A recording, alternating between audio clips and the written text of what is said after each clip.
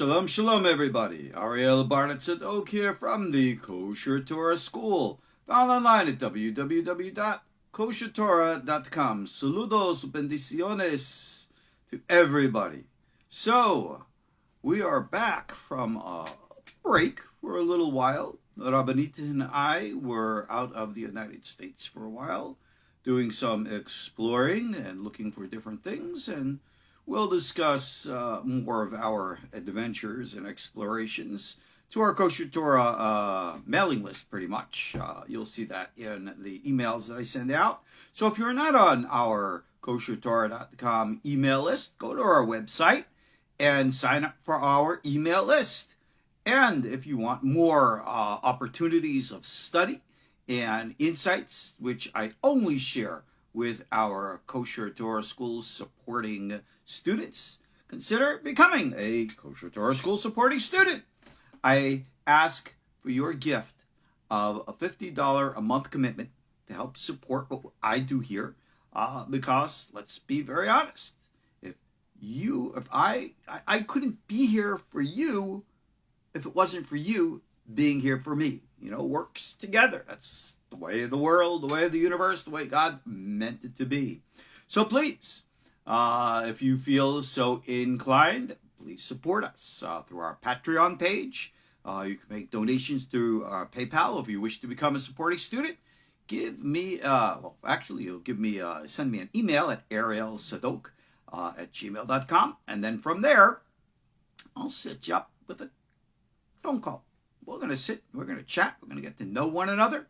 And from there, well, we'll see how our relationship develops. Because you know something, remember, our KosherTorah School teaches what today is called the prophetic Kabbalah.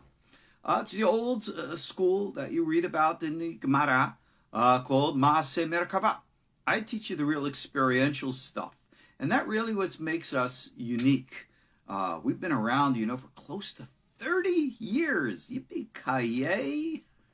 Time flies when you're having fun. We've been doing this since the days, literally. I was living for a short while in Iowa. That's where we first established the yeshiva. And from there to Chicago, from Chicago to Los Angeles, and Los Angeles, of course, here to my wonderful Tennessee. And where we will go next, only God knows. So stay tuned and watch. But throughout all this time, since my first book, Call Upon My Name, the emphasis has always been to fulfill a single commandment of the Torah called divikut, bonding with God, which means interactive experiential reality with the spiritual world. That's what it's all about. Most of my peers who teach mystical studies, of course, like to teach the philosophical. So they're going to talk about all these worlds, it's a fiddle, and they're going to give you all the pithy, smart answers to all the difficult questions, and you're going to go ooh and ah because it's so exciting and entertaining. Well, for those of you who've been with me long enough, you know I'm not an entertainer. I don't jump through hoops. I'm not song and dance. My technological skills are certainly not 21st century or anything of the kind. I know how to press a button here and there. That's about it. And you know something? It's good enough for me. That's who and what I am. That's what I do. And that's that. Because ultimately, the goal is not to entertain you, but to get you connected to spiritual reality. Now let's define what that is, because right now, this class, as you could see from the description, we're starting something new, which is actually something old. I've done a weekly Torah class, oh my goodness, on and off for 20 plus years, so it's nothing new. Ein kol hadash tahat hashemesh, as we say. But I can't let the 10 commandments of the weekly Torah portion, Yitro, go without addressing issues. Because, as you all know, we're living in very, very curious, wink, wink, times. Things are not normal. And in all due respect, I don't know if we're ever going to go back to what was once known as normal. Everything happening now politically, socially, has anyone with any sense of sensitivity raising an eyebrow and going, the WTF, as they say in the new modern, what the is going on? Because y'all know something is happening. Now, what is going down? You'd like for me to discuss end time prophecies. You'd like me to share with you the secrets. You'd like me to share what's really happening in the political arena, what's happening in Washington, and what's happening with UFO disclosure, which, as you know, according to American law, must now be made within the next 6 months. Well, I will tell you one thing for sure. Even though in the COVID bill, they said that the United States government must release all the information that they have with regards to UFOs within the next 6 months, you can rest assured, guaranteed, just as our darling governments have lied to us all along, they're going to lie to us yet again. Do you know that to this very day, over 50 years after the fact, the true full account of the assassination of President Kennedy is still classified? I mean, it's ancient history, yet something is still hidden. Maybe the aliens zapped him. Now, don't go around saying I said that. I'm being facetious, but stranger things have happened. Okay, let's get back to our discussion now. When we want to talk about the commandment, the mitzvah of devikut, bonding with God, and we, needless to say, associate this with what we call mysticism in our Torah. I don't like that word, mysticism, because I really think it misdirects our understanding of what we're really supposed to be doing. Originally, one of our mottos of our KosherTorah school was making the mystical rational. And you even have the likes of modern rabbis who come out and make, recently came out in the book, the dichotomy between mysticism and rationalism.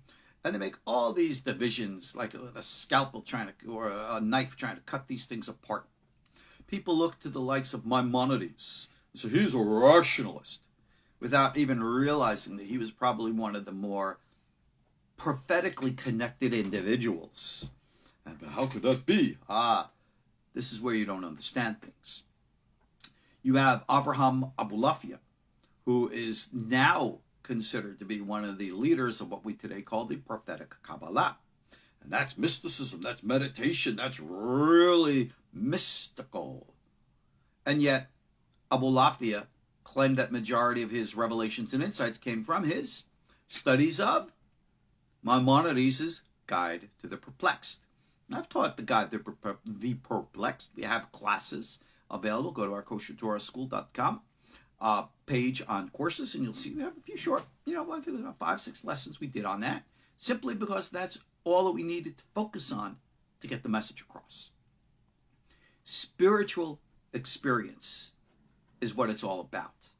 When we want to talk in the theoretical Kabbalah and use the word tikkun, what we call tikkun olam, rectification of the world. No, that's not a leftist socialist agenda of meeting certain social or economic needs or things of that nature. What it means is a comprehensive and complete psychological transformation of the human experience. And that is something most people are just, let's be blunt, not ready to face. It would be real easy to come out and tell you, we have discovered with long-range Hubble telescope, search of the universe, that there is life in outer space. On planet Ixcabibble, which is on one of the planets outlined by Pleiades, yeah, we could see out there, long, long way away. Now, if governments were to come out and say, yeah, somebody's out there very, very far away, you'd say, oh, cool and groovy. Very nice. It'd be very entertaining news. It'd be all over. People would make stories and movies about it. It would be on all the news channels. But when you wake up the next morning, you're still going to have to go to work and pay your bills and deal with your issues and have the problems, because it's not really going to affect you personally. Now, what would happen if those, in quote, extraterrestrials were rather interdimensionals? Instead of being way out there, they were right here, next to you, next to me. And that they are interacting with us on a daily basis. And that they always have been. What if all of the modern extraterrestrial type of talk that we have now, and all the religious talk we have of spirits, angels and demons and all the rest of that, what if they're really one and the same? What does that say to us? You will have some of the fundamentalist religions who will say, that proves that all this extraterrestrial talk, they're really demons, and they're from the devil, and they're going to out to get ya. Ha ha ha. I don't think so. No. Oh, then maybe they're the angels of God. Maybe. And yet maybe there's something else. What I'm getting at is this, and this is the important point. Rather than look at the modern extraterrestrial phenomena and try to interpret it within a religious context, I think we have to do it the other way around and look at our religious teachings and interpret them in light of modern revelation and insight in regards to a scientific revelation. That is where we need to focus. Those of you who are familiar with the teachings of the Zohar. The Zohar, a fantastic, wonderful, profoundly insightful series, a group of books. Can't call it a book. It's not a book. It's about 20 or 30 of them put together. Now, the Zohar is of the, what we call that philosophical theoretical school. That's all well and good. But you have to understand where it comes from, or rephrase that, how we received it, Kabbalah. Same thing with Rabbi Chaim Vital, the redactor of the Lurianic, the Ariel system. Same thing with Baal Shem Tov and many of the other great sages. These guys wrote really cool, deep stuff. How did they gain access to this profound material? Well, they practiced the prophetic Kabbalah. They did the meditative teachings. They went into those trances. They practiced the things that we call the Sechel Tenuda, and that's oscillating consciousness. I talk about it in the Sefer Yitro series, amongst other things. Check them out online. It's all there for you. And through these types of Kabbalistic prophetic practices, which, just for the record, so did Maimonides practice, revelations and insights came out, and boom, voila. That's how it all came down. So, I am of the school, and it was Rabbi Moshe de Leon and his circle who brought forth the writings of the Zohar. And I was just about to use a word. I said, no, I'll wait for now to use that word. That Rabbi Moshe de Leon and his circle channeled the Zohar. You know what that word channeling means? Come from higher source. Now, are the words of the Zohar the actual historical written word of Rabbi Shimon ben Yochai and his circle from the days of the 2nd century? Probably not. But that doesn't mean that they don't come from Rabbi Shimon bar Yochai and those circles. Because when we talk about, we've covered this in a previous class, we talked about the meditations to bond with the soul of tzaddikim. Now that's not talking to the dead. Remember, we don't go to grave sites and talk to somebody in the ground. That's actually forbidden by our Holy Torah. But there is a teaching of our sages that the righteous are called living, even if they're physically dead, whereas the wicked are called dead, even if they're physically living. And I think that we could see that with people. I think anybody with eyes can see. So, okay, leave that as it may. Not going to sit and argue with people who want to question our Torah traditions. You want to question? Question all you want. You don't like all you want. You don't want to be here? Hey, this is a free world. You can turn it on, turn it off, go here, go there. God bless. I'm not going to sit, fight, and argue with people. So you got to believe what I say. I'm right. You don't want to believe. God bless. I don't care. I am not a missionary on a mission to get you to believe anything. But I am going to share with you information and offer you the opportunity to experience it individually for yourself. Singular. That's the Maaseh Merkavah way. And, like I said, no better place to discuss this than right from the source, the revelation at Mount Sinai. Now, Maaseh Merkavah, the work of the chariot, that's where this type of school gets its name, because it revolves around the visions of Ezekiel, chapter 1, the very famous chariot vision. It didn't start there. It started much earlier at Sinai. And at Sinai is where we need to turn our attention. Because, let's be blunt now, I know a lot of you religious folk don't like me to use the word. Too bad. Something very extraterrestrial happened at Sinai.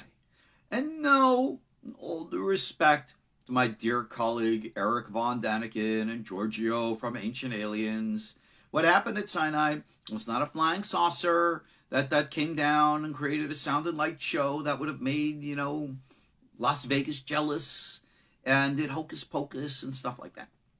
It wasn't like that at all. And, for the record, if you read through the centuries, much of what today we call Gnostic literature, just like today you have cults, weirdos who come up with all kinds of crazy ideas. Well, like good old King Solomon said, Ein kol hadash tachat hashemesh, nothing new under the sun. You had weirdo cults in the days of the Second Temple. You had them in Israel. You had them in the Greater Roman Empire. You had them in Egypt. You had them in Persia. You had them all over, all right? Weirdo cults. Many of these weirdo cults in modern scholarship were pretty much rolled up together and given the word Gnostic. And Gnostic, of course, comes from individual or personal experience.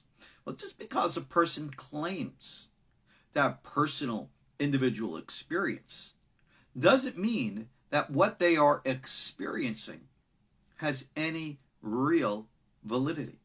Now, this is a very important point, especially when I'm going to talk about Sinai here, because again, my emphasis to help you understand this extraterrestrial encounter, which is a real spiritual encounter, which is something that you can experience to this day, and actually are supposed to. All right, we'll get to that. Oh, you know what? I'm not going to get to that in a minute. Let me just mention that right now. Quickly, for those of you who are Torah observant, and you know in our Passover Seder, we have a line which states that one who does not see himself individually, as if oneself has come out of Egypt, has not fulfilled the commandment of reciting the telling of the Exodus. So it has to be personal. Well, on the night of Shavuot, which is the giving of the Torah, we also teleport, time travel, astral project through space and time, and go back to Sinai and experience the revelation personally. Because an old Midrash says that all the souls of Israel, past, present, and future, were at Sinai at that moment. So, whether you perform a meditation or not to actually go there and experience it, you were there anyway. You are there now. And what I'm trying to do is get you to tap into that so that you can become aware of what you are already experiencing but not paying attention to. So, getting back now to our discussion here, 10 Commandments, Sinai, and what really happened on Mount Sinai long ago or right now, time, space. You really think that these have any more validity than an illusion? Well, we need to learn something now, don't we? So, the weirdo cults, they go off into their beliefs, like I mentioned, and they have all kinds of strange, weirdo ideas. I've seen this all alike. The God at Mount Sinai wasn't really God. It was really the evil God who was trying to deceive and misguide the Jews. It always gets a little anti-Semitic. Did you know in modern UFO literature, it's for me at least, it's almost ridiculously amusing that anti-Semitism goes in there. When I was at one of our ancient alien conferences, some guy ran after me to offer me a copy of his book that he had written. I said, oh, thank you. And the meaning of his book was that the God of the Bible is really the devil, and the devil in the Bible is really God. Like I said, nothing new under the sun. It's one of those old Gnostic weirdo cult-like teachings that goes back to the 1st, 2nd century, and it's regurgitated, throughout the centuries, and you see it today in UFO literature. Yeah, you have all of these, like the Greys, and they are interviewed by members of our government, and they telepathically communicate with us. And they say, oh, they're the good guys from the Intergalactic Federation. Intergalactic Federation? That has a bell of truth to it. If you remember a recent Israeli top general, who, of course, was the head of the Israeli version of NASA, a level of integrity, validity, and truth that is unimpeachable. Now you came out and say, yes, the Galactic Federation, we've been dealing with them for years. That's very true. And our governments have been doing that. And these ETs, you'd like me to reveal to you some secrets about them now, wouldn't you? I could. And some of you are going to nod your head, says, yes, Rabbi, I agree, or I believe. And the others are going to, Rabbi, you're a nut. Okay. I'm not here to convince you. I want you to experience for yourselves. So, let's say, for argument's sake, that there are real, physical, tangible, this-dimensional entities, guys, kind of like you and I, physical, humanoid people who come from another world, and they pop down here and visit us. Would that be a shocking revelation to you? Not to me. I read about him in Genesis chapter 6, long time ago, right? As a matter of fact, Rabbi Aaron Soloveitchik, may he rest in peace, who was the head of the Brisk Yeshiva, he even took over YU, Yeshiva University, when his brother, Rabbi Aaron, passed away. He was a big guy. Years and years ago, when he was asked, is there life in outer space? He said, of course, there's humanoid life, and they come visit us, And when I read that in the Forward newspaper at the time, I lived in Chicago. I actually worked in the Brisk Yeshiva, and I knew Rabbi Aaron personally. And his son, Rab Moshe, was an associate friend of mine. And I went to him and I said, did your dad really say that? And he goes, oh, absolutely. And he quoted a book from the 9th century of Rabbi Yehuda. That's what it is. So humanoid guys like you and me who are coming down from outer space, apparently through some type of transportation, which is not interdimensional, but intergalactic. According to Rav Soloveitchik, that's real. So, if our governments are going to reveal that today, I'm going to say yawn. Yeah, 11 centuries, too late. Yeah, we've been there, done that, know all about them. Thank you. And we've already had contact with them. We know who they are. We deal with them on a regular basis. But remember this. When you want to travel intergalactically or interdimensionally, and I've discussed this in the past, how do we do it? You know something? It costs a lot of money to build your own flying saucer with your own interdimensional, intergalactic, drive ran by a black hole inverted antimatter energy, whatever drive, whatever it takes to get it going, with anti-magnetic, full magnetic power, Nikola Tesla times 1,000 kind of stuff. All right? Costs a lot of money. And Amazon right now isn't selling it, so it's kind of hard to get. So how am I going to get to Mars, to the moons of Jupiter and Saturn, where we do have intelligent life, and who are interacting with us on a daily basis? Or inner Earth, the hollow Earth. I want to go to all these places. I want to chat. I want to check these guys out. All right? How do I do that? Well, Rabbi Chaim Vital talks about this in the Sha'arei Kedusha. And of course, we have these classes available as courses, parts 3 and 4 of the Sha'arei Kedusha, the Gates of Holiness, where Rabbi Chaim addresses the prophetic techniques from Abu Lafi and other sources. Those courses are readily available for you right now. Click of a button. You can buy them, and they're ready for you. You sit and learn and put into practice and learn to see for yourselves. And the earlier sections of the book, which deal with the prerequisites, which are really important stuff, I'd never really put into a public course. But I've started, and I'm going to continue to do that. So you'll watch Facebook and YouTube, and we're going to have those classes coming to you. More of those classes, I should say, coming to you soon. But now, getting back to the point. Rabbi Chaim refers to our traveling in these worlds as a halukah d'Rabbanan.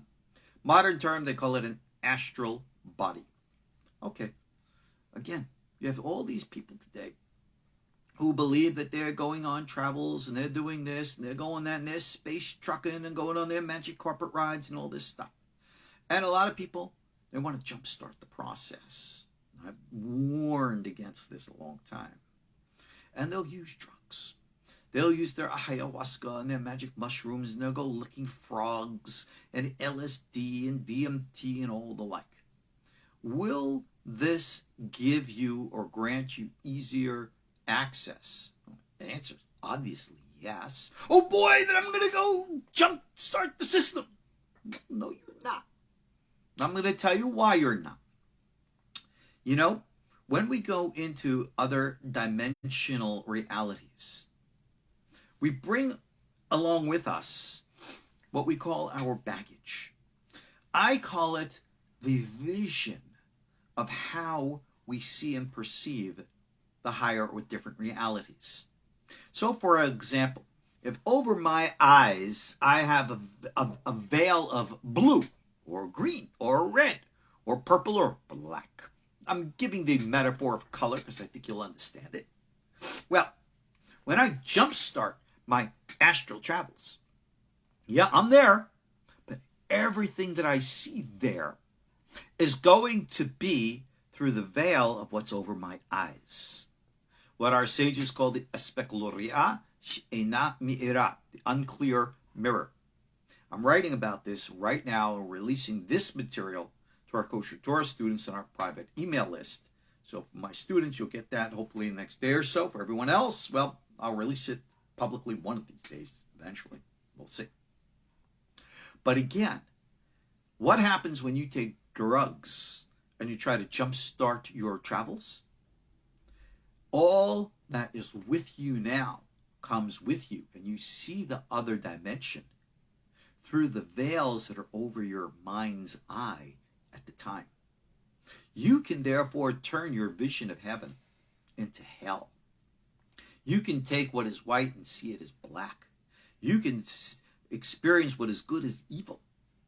And therefore you get a real bad trip or a very deceptive one. You have a lot of people go out there, oh yeah, I see the peace, I see the world. I hear this especially out of the Eastern religions. All is one. I'm experiencing the wonders of the universe. Yeah, yawn, boring. You're experiencing what we call malchut, the lowest of the levels, in which you're experiencing cosmic consciousness. Big deal.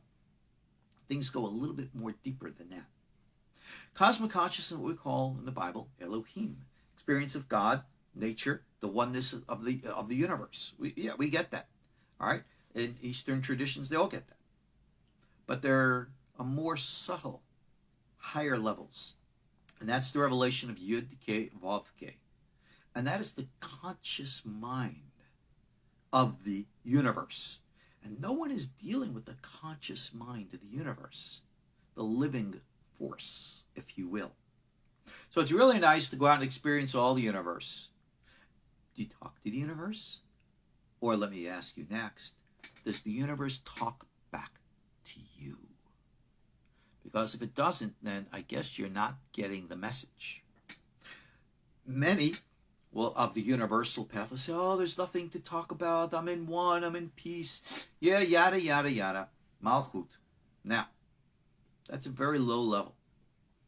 We get into much higher, more subtle experiences. And again, I can talk to you about them until I'm blue in the face, but unless you experience it personally, you just will not understand. So, understanding Yud, Ke, Vav, Ke, Havaya, the God of the Torah, God of the Bible, God's personality, the purpose of creation. Now, that is a level exclusive. Yeah, exclusive. You might not like that word, too bad. Of a certain level of soul. In our Torah Kabbalistic tradition, we call those levels of soul Yisrael. Others will refer to that level of soul as avatars or whatever other level that other groups in other languages and other religions and stuff will refer to it. It's pretty much the same thing. It's the level of not only connecting with the universe, but interacting with the universe, becoming a representative of the universe to interact with and channel the will of the universe. You therefore become a messenger for the force behind the universe. A messenger in Hebrew, what do we call that?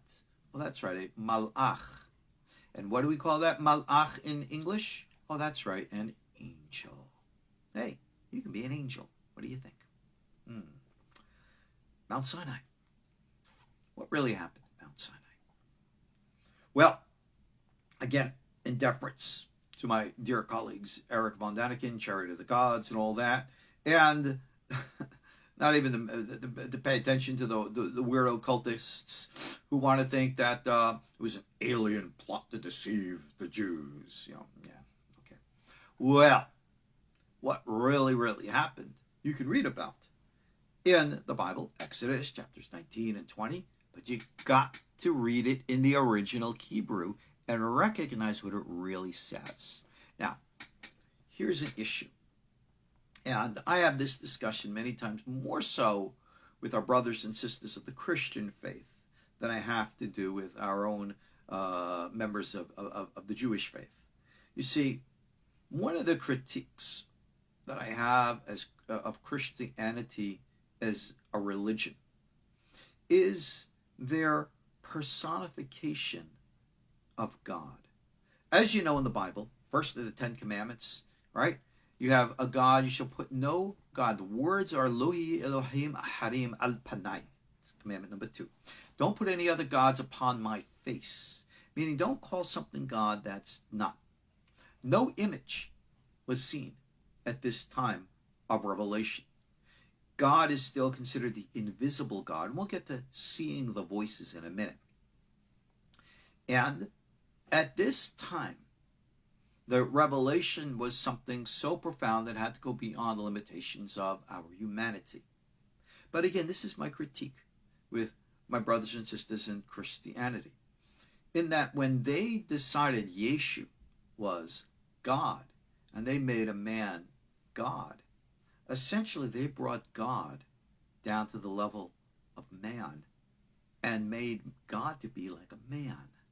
And that's a problem, because that which we understand as the divine is far more than anything human. And like it says in Isaiah, God's, I think it's chapter 55, God reveals, says, my thoughts are higher than your thoughts, my ways are higher than your ways. Isaiah 45, God is the author of both light and darkness, good and evil, right and wrong. God's the author of everything. We look at the dichotomy in this world and think there's a war between good and evil. No such thing. God's got both sides and is in charge of them all. There's no devil out there duking it out with God to try to gain control of your soul, to condemn you to hell forever. That's a myth which is meant to scare you, to live a righteous and moral life, which hopefully you'll be living anyway, even without myth, but that's where that's at. And now, let's talk about the Sinai experience. Okay? The experience of God. The Torah makes it very clear that Yud Ke Vav Ke came down to the top of the mountain. It's kind of a strange one. God, Maloko La'aretz Kavodo. God is everywhere and everything. God is the life force within every subatomic particle everywhere in creation. God is the universal mind underlying all experience, thought, mind, thought. Okay. So, technically speaking, God was always at Mount Sinai. God's still there. God's here. God's there. God's kind of like everywhere. So what real significance is it to say God came down to the top of Sinai? That's a very profound secret. Oh my goodness. This is one of the big, deep secrets of the Kabbalah. There is something in Kabbalistic literature we read about in the Bible called the Kavod Hashem, the glory of the Lord. It says the Kavod, or the glory of the Lord, appeared. What the heck is this glory of the Lord? Well, if you were to kind of visualize it, you'd see like a big, brilliant light coming out of nowhere. Poof! That's like the, in quote, presence of God. But what the heck is it? Now, that's an interesting question. Because the Kabbalists ask the question, what is this brilliant ball of light that's coming out there, this kavod, or glory of God? Is it really God?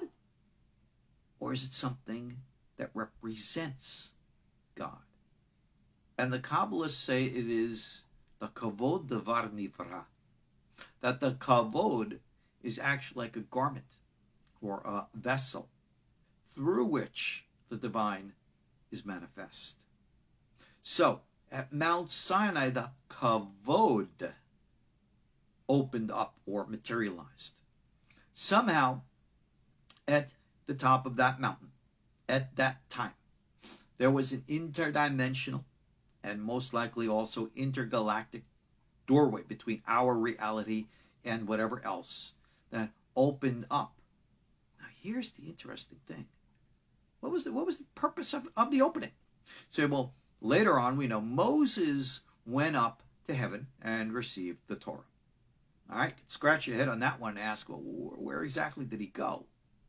Now, you know it's the foundation of our faith that Moses had a level of prophecy that no one else did. Okay? What does that mean?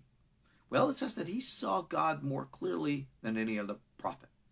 And I wrote about this in my papers and stuff, where in which, in one place in the Bible, Moses asks God, I want to see your face. And God said, no man can see my face and live. God puts his hand over Moses, his eyes, and Moses sees God's back but not his face. And yet in another place, God says to Moses, who's my faithful servant, I speak to him like face to face. Well, it sounds like a contradiction. Well, it's not really a contradiction.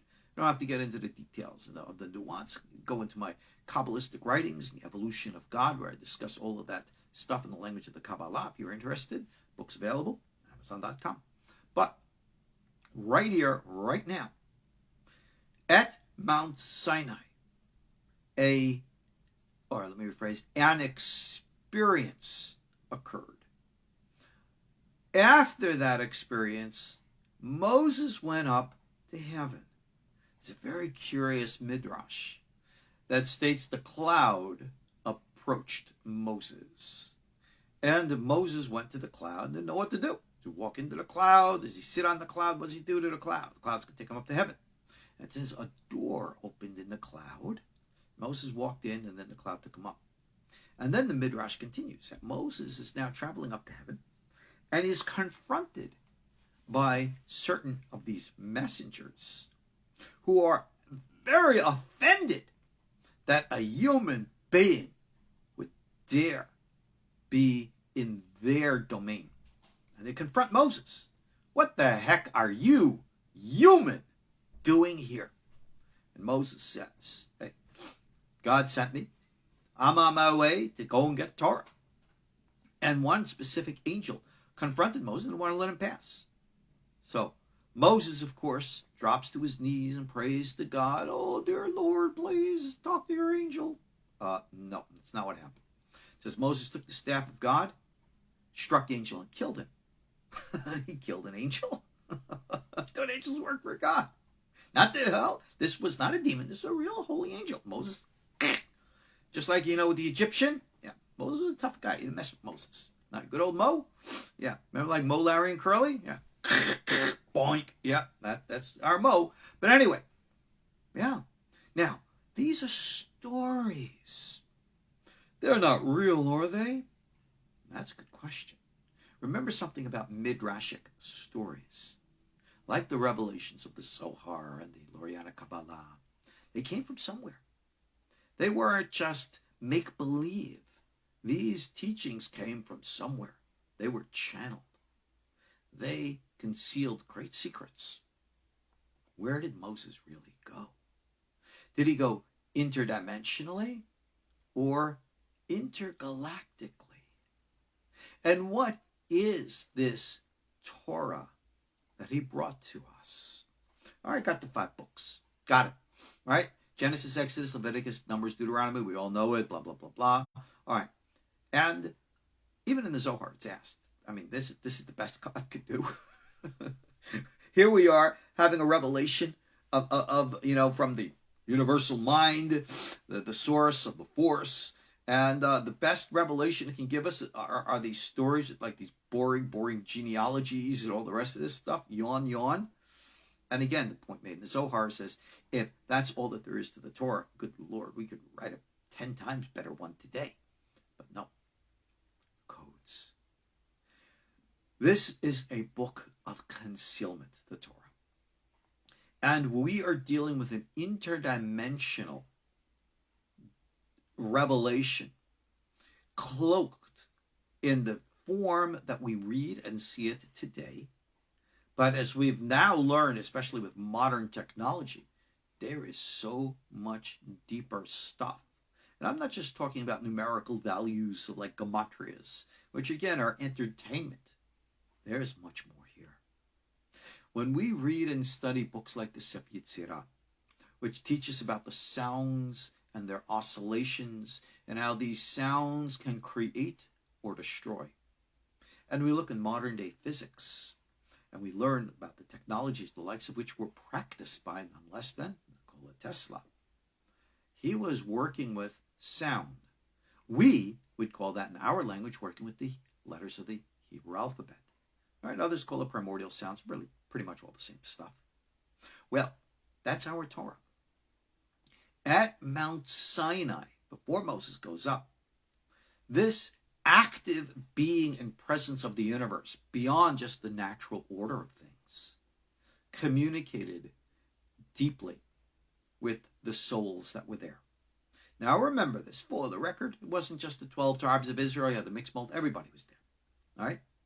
And this kavod appeared. And there was nothing physically to be seen. Because it says very clearly the voice of God was seen. Now, you all know voices are heard, not seen. But these voices, that's right there in Exodus chapter 20, right after the 10 Commandments. They saw the voices. You go read and see for yourselves.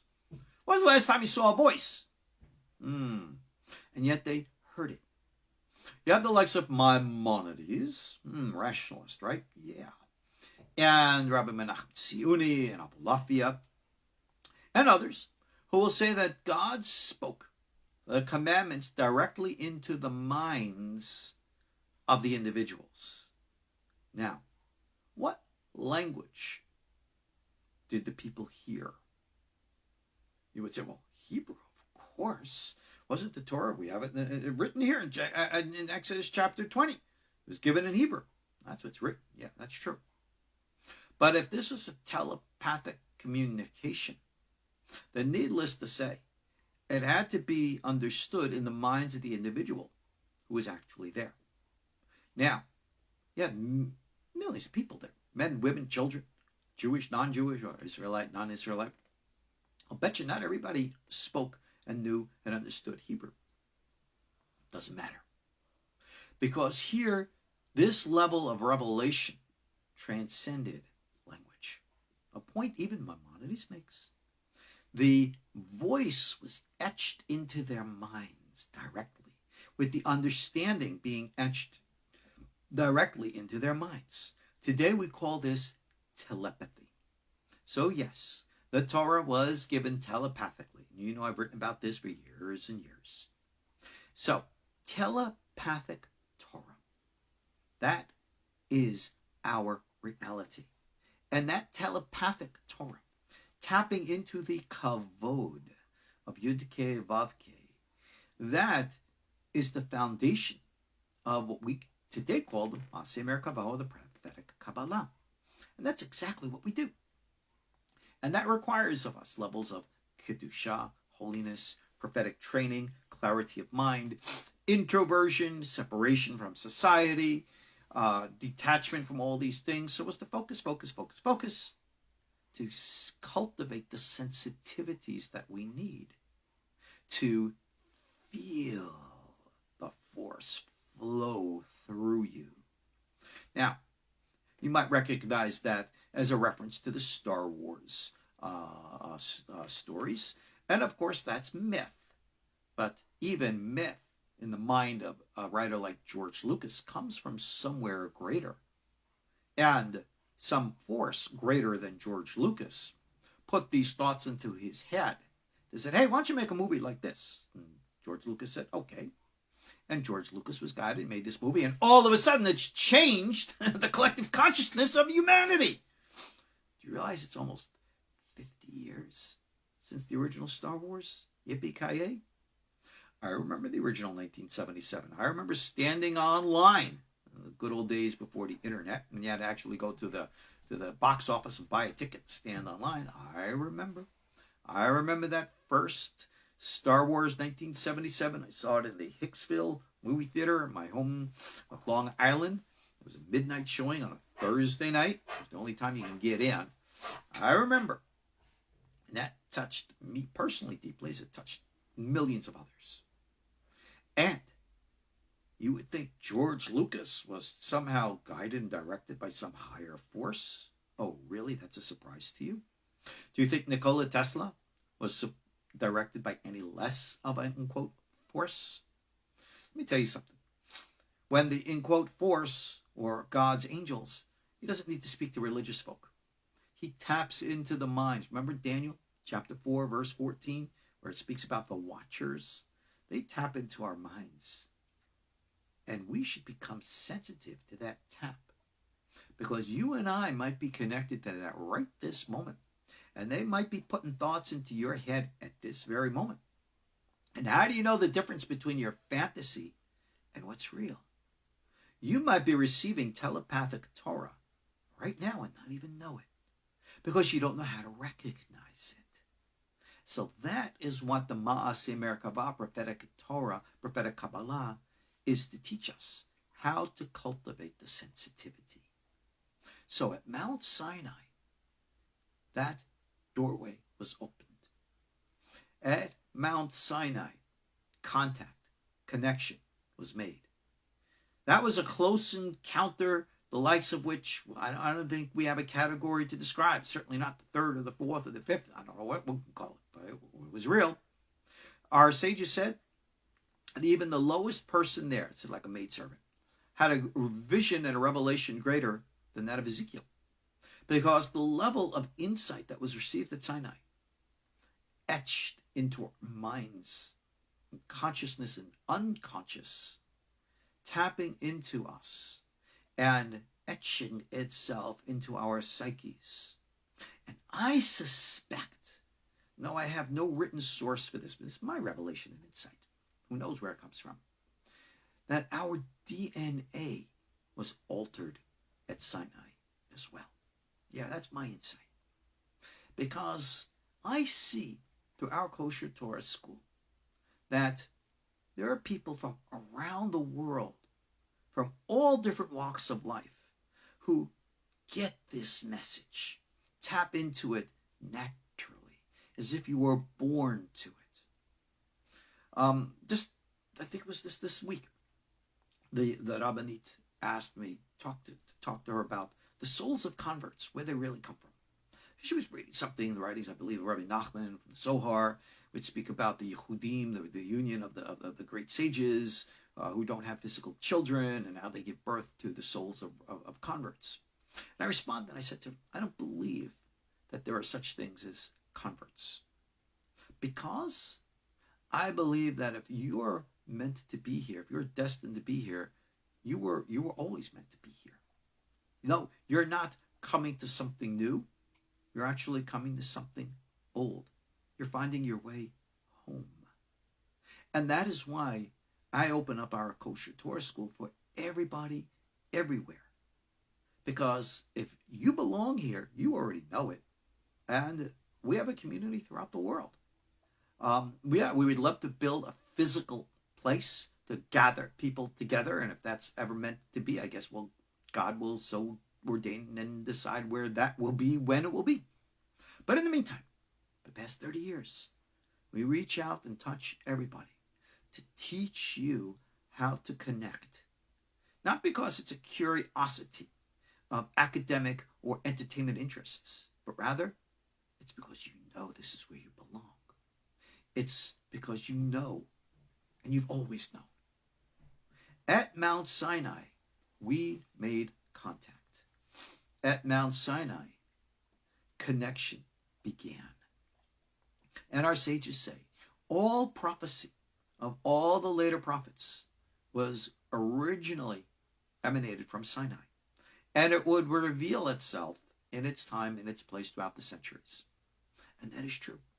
Because Sinai was not an event in history, even though it really was. It was an event in consciousness, which, like I said earlier, exists and transcends space and time. So, when we contemplate the Ten Commandments, we contemplate Matan Torah. Moses, he went up to heaven. He beat the snot out of angels. He received the Torah. He received instruction, a technological manual, the likes of which we have not even yet scratched the surface. And we know this. And it takes the form of the books that we have today, which we call the Second Commandments, because the first, that level of revelation was lost to us and will only be revealed when we call the coming of Mashiach. Okay, so be it. But for right now, we have to peel away the layers to get to the truth. And that is what our Ma'aseh Merkabah, our KosherTorah school, is all about, teaching us how to do. And again, the practices, the procedures of seeing voices, learning how to cultivate the imaginative faculty of the mind, integrating it with the rational intellectual faculty of the mind. Yeah, that sounds kind of like Maimonides and the Guide to the Perplexed. And yet it's the same language used by Abulafia in his writings, and the same types of teachings you find in the Sefer Yetzirah and other teachings. So the rational mystical divide, like I said at the beginning, it's not so much of a divide as you might think. Which means you and I have access to this experience. And again, I emphasize, it's all about what you do. You could sit and learn Zohar and the Kitvei. We have, of course, dozens and dozens of lessons on all these materials. Go to our course page. Go to the YouTube channel. See all the videos that are out there. All right, they're all there. Anything you want, like a smorgasbord. A little bit of this, a little bit of that. But you can taste a little bit of this, a little bit of that. But it's not the same as having a full course meal where you actually, in quote, using metaphor, filling your tummy and digesting it. So that's what this is all about. So when we come to Matan Torah and we cultivate the experience that was ingrained within us, we can transcend space and time, go back to Matan Torah, and go everywhere. Now, we are not going to physically go up in clouds like Moses. We're not going to go beat the snot out of Malachim. We're not going to go physically somewhere where like Moses did. Moses went in a physical body. He went up and came down. That's something not even Eliyahu Navi. That's not something that even Hanoch Hanoch before Moses, Eliyahu after him. They went up. They were transformed, if you remember. Moses wasn't transformed. He went up, came back down. He went somewhere, and it wasn't in astral projection. He didn't park his body at Sinai and go up. Oh no, he took his body with him. That's why the revelation that he brought, something we can't even consider. Highest level. We call that Espekluria Mi'ira, the clear vision. Because even Moses, remember, he saw through the vision that we talked about, the glasses, his was clear. Ours aren't. So we try to clear ours as best we can. That's why we have to deal and address our personal issues, our emotional issues, our psychological limitations, our intellectual incapacities, tree of knowledge, good and evil stuff, and clarify, purify ourselves to experience this reality, which is available to us. So, in light of all the weirdo modern stuff going on, a lot of people say, well, is Mashiach coming soon? You never know. But revelation and insight is clearly available. With everything shutting down this and opening up that, we have access to higher dimensional realities, which are not always all good and all benign. You got a lot of bad stuff out there. We all know it. And you have to cultivate being scrupulous. You have to cultivate how to distinguish between what we call Mabdi ben Kodesh L'Ho. Know the good guys from the bad guys, the truth from the lies. So when you got those weirdo guys, running around writing books that I say God is the devil and the devil is God. Yeah, okay. Gotcha. Yeah, okay. We're not going to entertain those ideas. And at the same time, we're not going to get emotionally bent out of shape and say, blasphemy! And do all kinds of weirdo stuff. All right? People got to learn. People got to see. People got to experience for themselves. You want to experience for yourself? That's what it's all about. That's why we're here.